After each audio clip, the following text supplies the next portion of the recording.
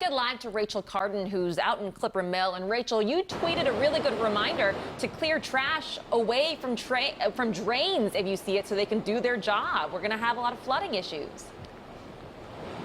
That's right. A lot of flooding issues, Lynn and Tim, especially in some of these low-lying areas where here at Clipper Mill, like you mentioned, we all know that Jones Falls is prone to flooding. We want to show you just how high the river has gotten. You can see how murky that water is just churning up there, and it is very high along the riverbanks. Now, what doesn't help is that this is a low-lying area. We do have an influx of all of that rain, but also the water draining down from the interstate. Obviously, the JFX, all the rain coming on there, and it's just draining down into Jones Falls and causing more water to be in this area. Now you can just see how fast it's moving along the river here, and if you look over at the bridge, some of these lower bridges, that's going to be the concern for people out and about. Now again, you should be staying inside if you can, but some of these low bridges have the potential of being washed out, not completely taken away, but water over the roadway. And again, we know that you should never drive over water, especially moving water, especially on a bridge in an area like this. So this is just one of the areas that's prone to flooding. I know the mayor mentioned it yesterday in his press conference when he said